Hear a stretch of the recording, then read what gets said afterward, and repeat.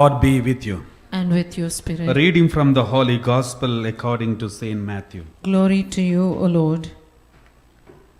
Jesus said to his disciples, "You will be hated by all men on account of my name, but the man who stands firm to the end will be saved. If they persecute you in one town, take refuge in the next. And if they persecute you in that, take refuge in another. I tell you solemnly, you will not have gone the round of the towns of Israel before the Son of Man comes. The disciple is not superior to his teacher, nor the slave to his master. It is enough for the disciple that he should grow to be like his teacher." The Gospel of the Lord. Praise to you, Lord Jesus Christ. Please be seated. My dear brothers and sisters, today, just now we read the Bible passage, and I would like to speak to you about the first sentence. You will be hated by all men on account of my name, but the man who stands firm to the end will be saved. So this is about the persecution that Jesus was talking about. But I would like to speak to you something connected to forgiveness. Forgiveness of human beings. Forgive each other. Because this is very important aspect of our daily spiritual life to grow in spirituality and Christian life. So we read in the Bible many times we have to forgive. It is not just forgive, but we have to love our enemies. More than forgive, Jesus told us, love your enemies. That means it is greater than forgiveness. It's not enough that we just forgive them, but God wants us to love our enemies. Love our enemies. I know it's very difficult sometimes because many people come and say, "Father, I'm forgiving my husband. The more I forgive, he's taking me for granted. He is taking my forgiveness for granted." The same attitude, the same answer I have heard from many people. Even in my life, I have experienced it. I would like to give you an example, something that happened in my life some years ago. When I was in the seminary, there were so many people in my batch. There were more than 30 people in my batch. And out of these 30, all the other 28 of them in the seminary, that is in the first year of the seminary, out of the 30 people who were in my batch, out of these 30, all the 28 of them were all very good to me. But one of them, he used to irritate me a lot. As a newcomer and as a new seminarian, I was only 15 years old then, and it was difficult for me to go through that insult and humiliating experience from that boy. And I was trying to avoid him maximum because I didn't want to get hurt, because I knew he will hurt me. So I was trying to avoid him. But this boy has got a special tendency. If we avoid, he will make sure he will Google out and he will use the Google map and find us out. So he will chase us, come after us and make sure that he insult and irritate us. So this went on with me for many times, many days, many weeks. At the end, I was losing my control. And one day I was so angry, and I kept my anger inside. I spoke harshly against him, but then he was so strong, and he was very strong, and he abused me, hurt me. Then I felt so bad, and then I kept a distance from him. I was so angry with him. But then I knew I can't go on with this anger inside of me.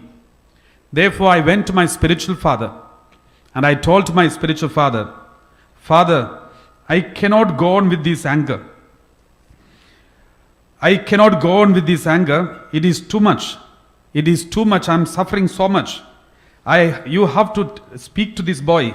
How long shall I go with this anger?" And then my spiritual father told me, "My dear son, you have to forgive your brother. You have to forgive him. ask forgiveness from him. Then I felt bad. I went to him because I kept anger against him. So I spoke to him and said, my dear friend, I'm sorry. I kept anger against you. I was so angry with you. I could not forgive you. But now I feel bad about what I did. I want to ask forgiveness from you. I'm sorry if I have kept anger in my heart against you. Then this boy, in fact, he is the one who is supposed to ask me for forgiveness, but he didn't ask me, but I asked forgiveness. And I asked him, I'm sorry. Then he looked at me and said, don't repeat it.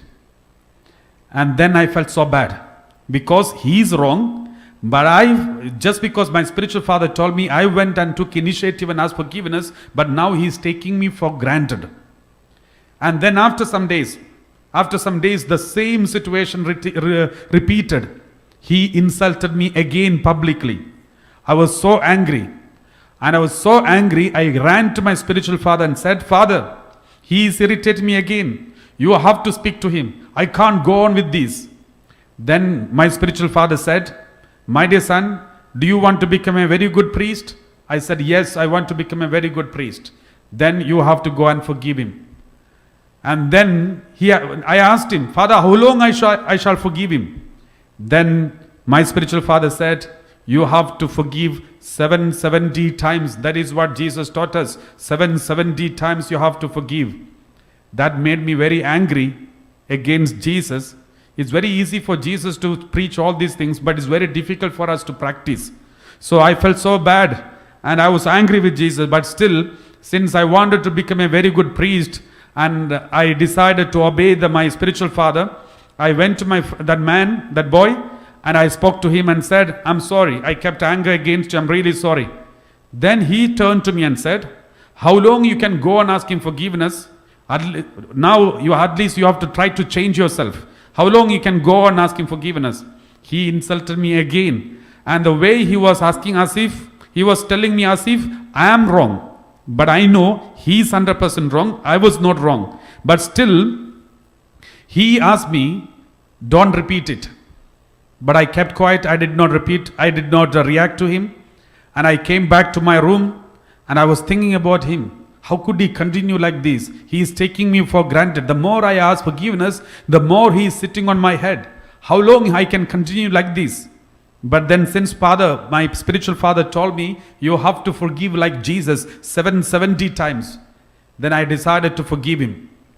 And one day after 2-3 days later, again, this boy insulted me publicly, hurt me publicly. I was so angry and I was so hurt. I ran to my spiritual father again and I shouted at him, my spiritual father, and said, Father, either me or he should be out of this seminary. How long I can go on like this? Either he or me, he should be out of the seminary. And then I knew the priest will never send me out because everyone was tired of that boy. Everyone had some kind of accusation against that boy. So I knew everyone is fed up with him. So they won't send me out, but they may send him out. That's why I asked my spiritual father, I can't stay here. Either me or he should be out. This is too much. Then my spiritual father looked at me and said, my dear son, he is not tired of doing bad to you. Why are you getting tired of doing good to him? He is not tired of doing bad to you. Why are you getting tired of doing good to him? He is so faithful and committed and sincere in doing bad. But you are not sincere and committed and faithful in doing good. So who is faithful now? Who should be admitted in the seminary? If you consider the faithfulness, he is more eligible than you. And this is my spiritual father told me. Do not be tired of doing good to others. This is the word of God says. Do not be tired of doing good to others. And this is what my spiritual father told me. He is not tired of doing bad to you. He is so sincere and committed to do bad things to me. But why am I not sincere and committed in doing good to him? My dear brothers and sisters, maybe your husband is taking you for granted. Maybe your wife is taking you for granted. Though you are the one who is always taking initiative and asking forgiveness from your husband, asking forgiveness from your wife. and they are making use of this forgiveness and taking your forgiveness for granted and again repeating the same mistake again and again. Let them repeat.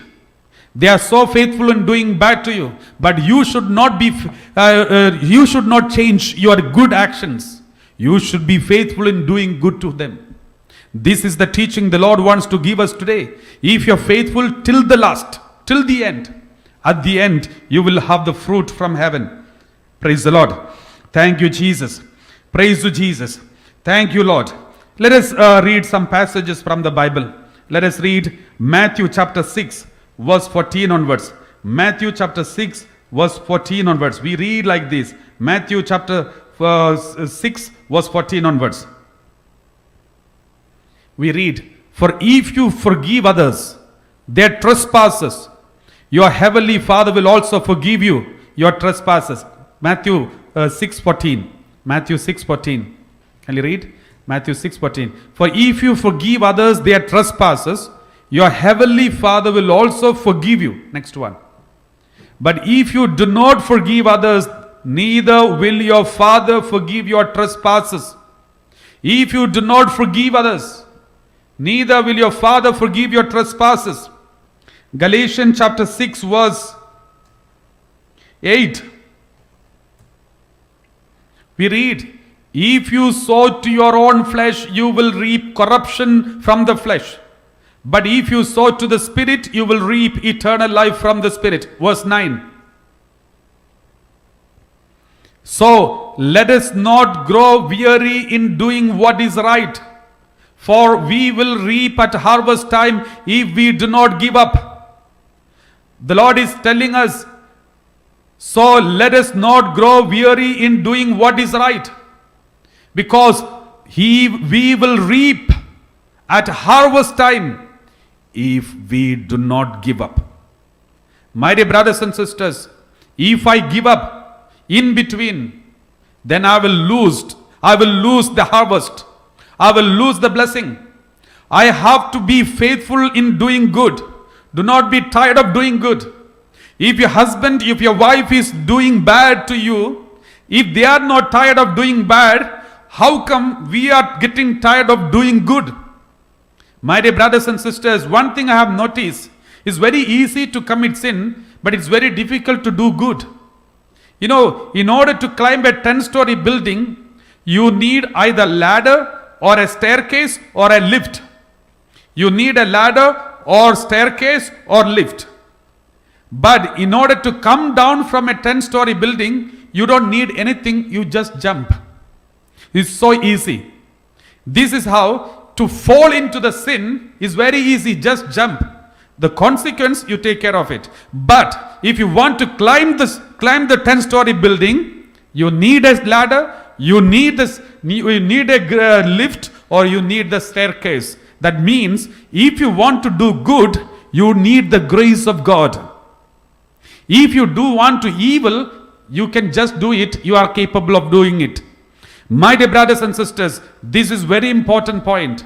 With all the good things comes from God. If God is not there in you, it is impossible for us to grow spiritually. It is impossible for us to grow from one step to the another step. We need this supernatural ladder, the supernatural staircase from heaven. Only then we can grow. That is why if anybody is tired of doing good, that means you are lacking the grace of God. If you are tired of doing good, if you are giving up your forgiveness, if you are giving up your love and compassion, that means your grace, the grace of God is reduced. The grace of God is absent. We need extraordinary grace to forgive. Only a spiritual being, a spiritual person can forgive each other. Let us read a Bible passage let us read James chapter 4 verse 1 and 2. James chapter 4 verse 1 and 2. We read like this. James chapter 4 verse 1 and 2. Those conflicts and disputes among you, where do they come from? Do they not come from your cravings that are at war within you?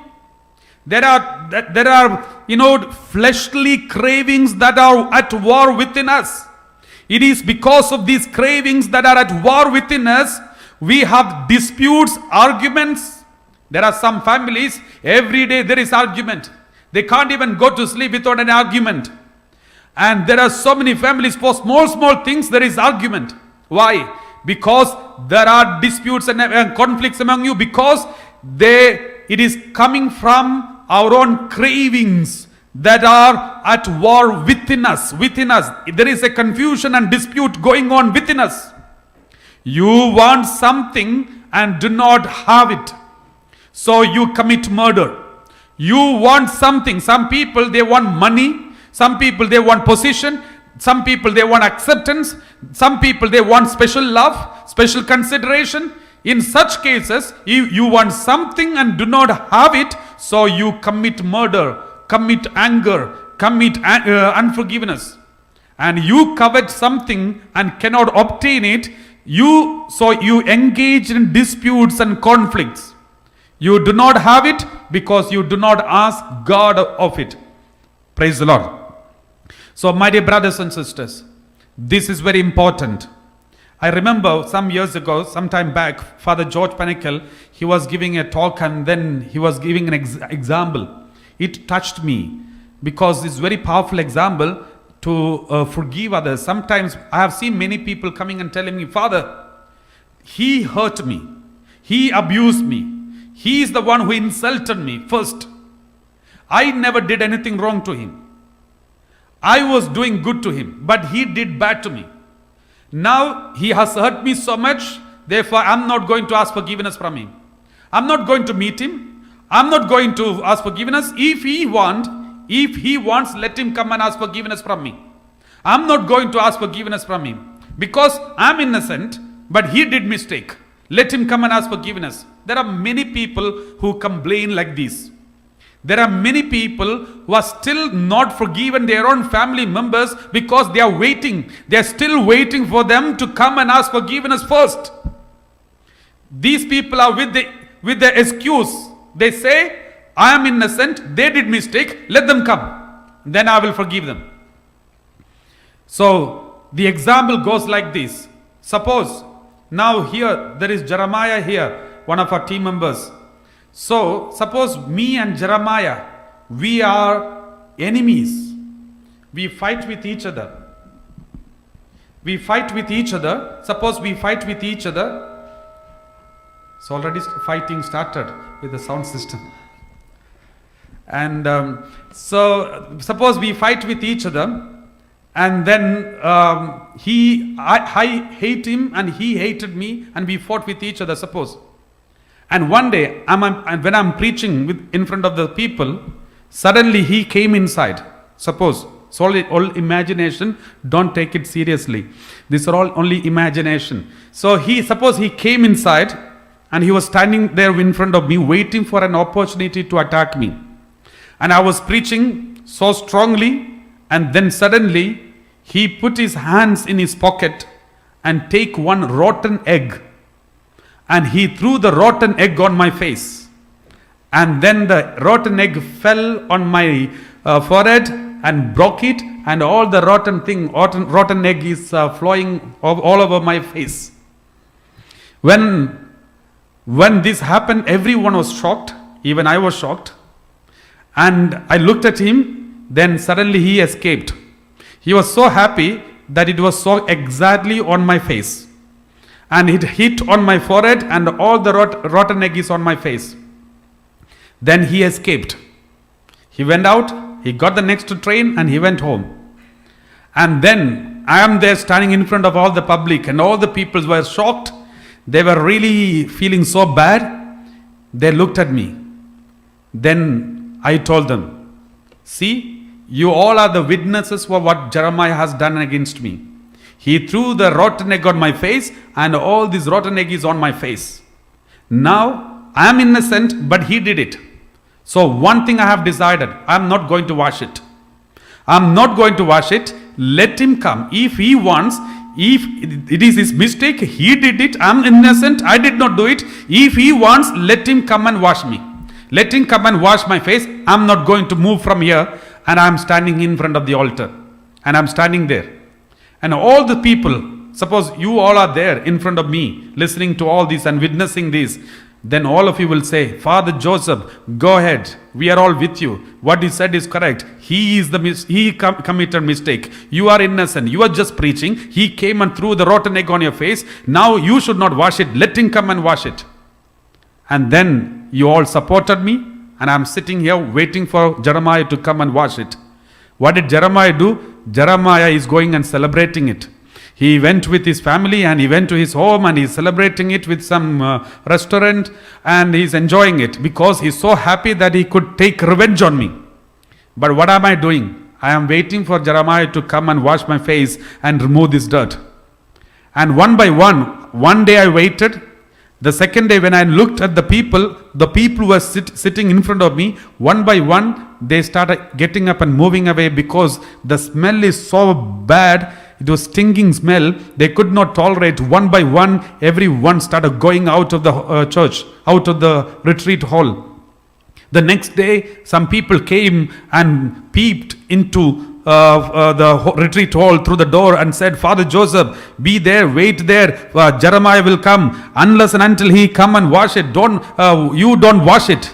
And then they are standing outside because they can't sit inside because it's stinking. And then they are waiting outside, and after 2-3 days, even from the outside they left. One by one, everybody left me. Now I'm alone in my room and in the retreat hall, and I'm still waiting for Jeremiah to come and wash it. And Jeremiah, when he came to know, even my close friends have left me, and all those who were standing next to me and supporting me, even they left me, and I'm alone here. Then he was so joyful, so happy, because his revenge he is completed. And my dear brothers and sisters, it's only an example. In this example, remember, who is the loser here? Who is the loser? The loser is me. Jeremiah, who did this evil, is enjoying it. Suppose we can change this story. Suppose Jeremiah threw the rotten egg on my face, and then it fell on my face and broke it, and then all the rotten egg is on my face. Suppose when this happened, I washed it by myself.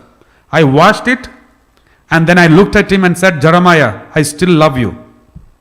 Suppose if I tell him, Jeremiah, still I love you. You know what happens? Jeremiah will go from there, but he will never sleep after that. He will never sleep peacefully. This word, I still love you, looking at him, smiling, the word that I spoke to him, I still love you, it will haunt him. It will haunt him, and he will never be able to sleep peacefully. And he will be disturbed, and he will come back and ask forgiveness, because it will start eating him up. My dear brothers and sisters, everyone who is not ready to forgive your enemies, even if their mistake is not your mistake, it's their mistake, even if they have done something wrong, you should take forgiveness. You should take initiative to forgiveness. Otherwise, if you're waiting the other person to come and wash your face, then remember, it is equal that you are carrying a rotten egg on your face. Slowly, one by one, everyone will leave you. Slowly, one by one, all your friends will leave you. It is very important.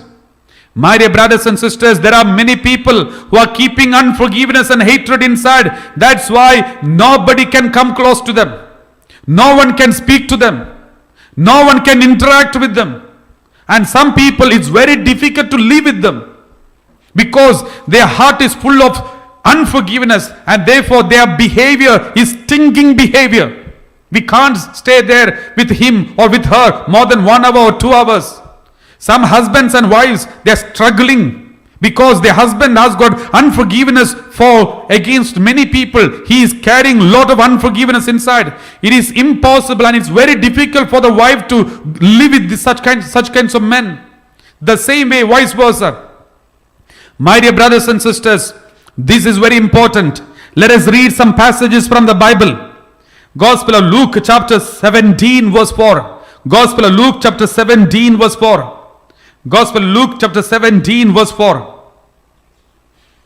And if the same person sins against you 7 times a day and turns back to you 7 times and says, I repent, you must forgive. If somebody say, I'm sorry, go on asking sorry. Yes, they repeat the sins again and again and again and again every time. And each time they are asking sorry, you should forgive each time. You cannot just give up the forgiveness after 2-3 times. After 770 times. We should go on forgiving 770 times. That means till the last breath. That is why we read like this in the Word of God.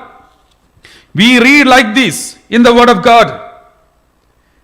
We read Hebrews chapter 12, verse 3. Let's read. Consider him who endured such hostility against himself from sinners, so that you may not grow weary or lose heart about Jesus. Consider Jesus, who endured such hostility against himself from sinners, so that you may not grow weary or lose heart. Next one, verse 4. In your struggle against sin, you have not yet resisted to the point of shedding your blood. My dear brothers and sisters, we should go on forgiving, even to the point of shedding our blood. Not shedding their blood, shedding our blood. In your struggle against sin, you have not yet resisted to the point of shedding your blood. Jesus went on forgiving, and at the end he shed his not some blood, but even the last drop of blood and water he shed in forgiving. That is what our master did. We are all followers of this master. We are called to forgive, not once or twice, even till the last breath, last drop of blood. This is very important, my dear brothers and sisters. Let's read Romans chapter 12, verse 20 onwards. Romans chapter 12, verse 20 onwards. Now, if your enemies are hungry, feed them. If they are thirsty, give them something to drink. For by doing this, you will heap burning coals on their heads. Suppose when Jeremiah came and threw the rotten egg on my face, when I did not wash it and kept it on my face saying, let him come and wash, he never came. He will never come. My dear brothers and sisters, your enemies will never come and ask forgiveness. If they don't come, you are the loser. You are going to lose not only your life, your friendship will be lost, your family life will be lost, your whole life will be lost. You are going to mess up your life just because, but remember, you are still innocent. He is the enemy. He is the one who did mistake. Though you are innocent, only because you are carrying unforgiveness inside, your life will be a mess. The only option, therefore, if you really want to come out of unforgiveness, the best option, the moment somebody hurts you, someone, for example, when Jeremiah threw the rotten egg on my face, instantly I should wash by myself. I should wash it. And then look at his face and smile and tell him, Jeremiah, still I love you. And after that, he will be carrying heap of coals of fire on his head. It is equal that he will be carrying a burning coals of fire on his head. He won't be able to sleep peacefully.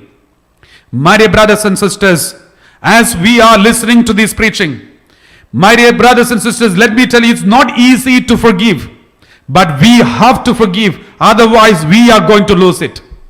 Even if they have done something wrong, we should take initiative and ask God and forgive them. And ask forgiveness and go and forgive them. Then you will be victorious. You will come out of all the problem. You will be victorious. You will stand on the top of everything. And you will be successful. You will rejoice. You will enjoy your life. But the other person whom you have forgiven, he will not be able to sleep. He has to come. He will have to come, he will come and ask forgiveness from you, my dear brothers and sisters. Let us read Colossians chapter 3 verse 13. Colossians chapter 3 verse 13. We read like this, Colossians chapter 3 verse 13. Bear with one another, and if anyone has a complaint against another, forgive each other, just as the Lord has forgiven you. So you also must forgive. The Lord says, just as the Lord has forgiven you, so you also must forgive. How did the Lord forgive? Just as the Lord has forgiven. How did God forgive? Let us read Ephesians chapter 4 verse 31. Ephesians chapter 4 verse 31. We read like this. Put away from you all bitterness and wrath and anger and wrangling and slander, together with all malice. Put away from you all bitterness and wrath and anger and wrangling and slander, together with all malice. Next one. And be kind to one another, tender-hearted, forgiving one another, as God in Christ has forgiven you. How did? Be kind to one another, tender-hearted, forgiving one another, as God in Christ has forgiven you. Daniel chapter 9 verse 9. How did God forgive us? How did God forgive us? Daniel chapter 9 verse 9. To the Lord our God belong mercy and forgiveness. Mercy and forgiveness, for we have rebelled against him. The Lord your God, verse 9, verse 10, and have not obeyed the voice of the Lord our God by following his law, which he set before us by his servants. Let's also read Mark 11:25. Mark 11:25. Mark 11:25. Let us read. Mark 11:25. Whenever you stand praying, if you want your prayers to be heard, whenever you stand praying, forgive if you have anything against anyone, so that your Father in heaven may also forgive you your trespasses. If you forgive, you will be forgiven. If you really want your sins to be forgiven when you confess your sins, you should forgive. The word of God says. Let us read Luke 6:37. Luke 6:37. Luke 6:37. Do not judge, and you will not be judged. Do not condemn, you will not be condemned. Forgive, and you will be forgiven. Matthew 5:44. Matthew 5:44. Let's read Matthew 5:44. But I say to you, love your enemies and pray for those who persecute you. The Lord says, if anybody wants to really forgive your enemies, love your enemies and pray for those who persecute you. If your husband is persecuting you, hurting you, pray for him. Wife is persecuting you, pray for him. Pray for her. Continue forgiving, continue forgiving. This is what the Lord says. Ephesians chapter 4 verse 30. Genesis chapter 4 verse 7. Genesis chapter 4 verse 7. Genesis chapter 4 verse 7.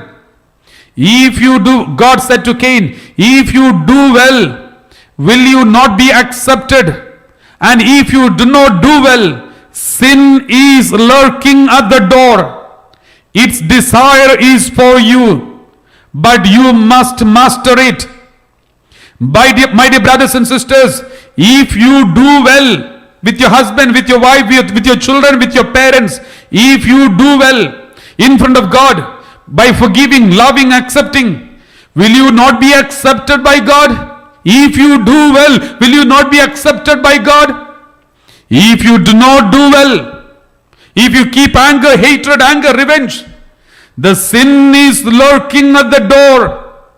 Its desire is for you, but you must master it. My dear brothers and sisters, this is the time. Let us ask forgiveness. Let us remember all those who have hurt us. Even if they have done something terribly wrong and you are waiting for them to come and ask forgiveness from you, don't wait anymore. You already started to stink.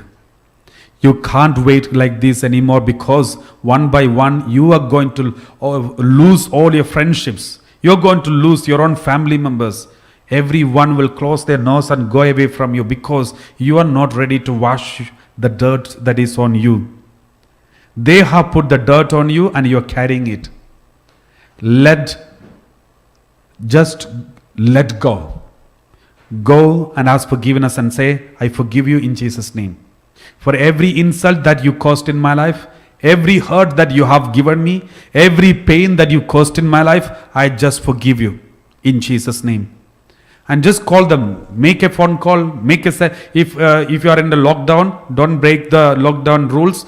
Just send an SMS to them and say, I'm really sorry and I forgive you in Jesus' name. And if possible, make a phone call and say, I forgive you in Jesus' name. But in the name of asking forgiveness, don't go for second fight. Don't go and argue and go for a second fight, but just forgive. If you're so sure that you won't go for the second fight, then you should ask forgiveness and tell them, I'm sorry and I forgive you in Jesus' name. If I've hurt you through my actions, behavior, I'm sorry. I was keeping anger in my heart all these years and all these days. It was eating me up, it's destroying me. I don't want to continue in this anymore. I want to forgive you. Therefore, I forgive you. Remember, the best way to destroy your enemy. Yes, you can destroy your enemy. The best way to destroy your enemy is to make him the best friend. If you make him the best friend, make her or make him the best friend, you destroyed your enemy once and for all. But if you keep a distance from your enemy, even if you go from UK to America or Australia, wherever in the world, you have an enemy somewhere in the world. Even if you are Australia, even if you are in Kenya or Africa, any other part of Africa, or in Russia or America, remember, you have an enemy in UK. So we cannot escape if you don't forgive. The enemy will be there somewhere in this world. But if you make him your best friend, or if you just say, I forgive you and make reconciliation, then remember, you have gained. You are victorious. You are victorious. Therefore, let's close our eyes. And remember, if you have hurt anyone, if you have any enemy in your mind, if you remember any faces in front of you, take a decision to forgive them and ask forgiveness from them unconditionally. Let's close our eyes and thank the Lord for all the messages that you heard today, and try your best to practice it. I'm not giving you some options. I'm giving you the only option to go to heaven.